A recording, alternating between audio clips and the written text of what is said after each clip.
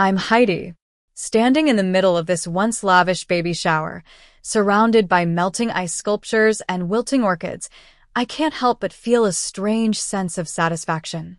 The party that was supposed to be a grand display of my sister Lily's new status has turned into a disaster, and I'm the one who pulled the strings. Just a few minutes ago, Lily was floating around the room like a queen, accepting compliments from her mother-in-law's high society friends. My mother, Carol, was right behind her, singing her praises. But then I made my move. 3 weeks ago, my life was very different. I was living frugally in a small studio apartment, saving every penny for my dream of buying a condo. For 5 long years, I'd been stashing away bonuses, overtime pay, and tax refunds. I had $22,000 in my freedom fund, and I was so close to getting out of the rental trap. One night, at 11:42, my phone rang. It was Lily. Her voice was hysterical, screaming about the baby. She said the doctors had found a heart defect, and they needed to perform an emergency in utero surgery right away. She FaceTimed me from what looked like a hospital waiting room. Her eyes were red, and she showed me an ultrasound that seemed terrifyingly real. She sobbed that they needed $22,000 up front, and I was the only one who could help. I'm an operations manager, trained to spot risks, but I couldn't say no to a dying baby. I transferred the money without hesitation, believing I was a hero. I went to sleep that night with a heavy but proud heart. 2 days later, while mindlessly scrolling through Instagram, I found a video on a mutual friend's profile. It was a ballroom with a baby shower of the century caption.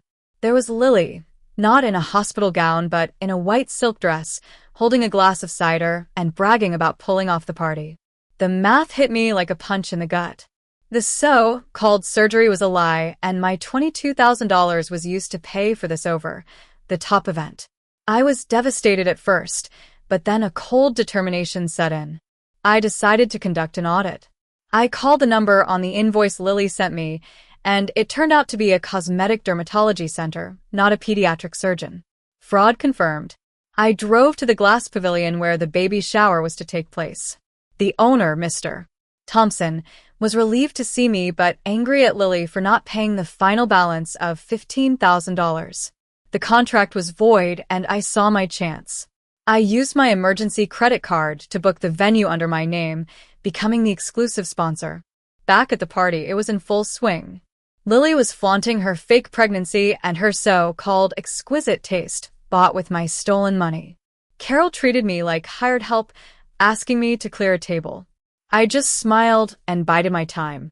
When Lily tried to have me removed by security, I initiated Protocol B. The security guard ignored her and walked straight up to her. The music stopped, and I stepped forward. I showed her the master service agreement with my name on it and reminded her of the fake surgery charge. I gave her 2 options: leave quietly or face public arrest. Her pride cracked, and she faked a medical emergency. Her husband carried her out, and the guests scattered. My mother was furious, but I showed her the proof of the fraud. The next morning, I sold Lily's debt to a collection agency. 3 weeks later, her husband's credit was wrecked, and he filed for divorce. The venue refunded part of my money, and I used it for a down payment on my condo. Now, I'm left with an empty but peaceful place, free from the drama of my sister's betrayal.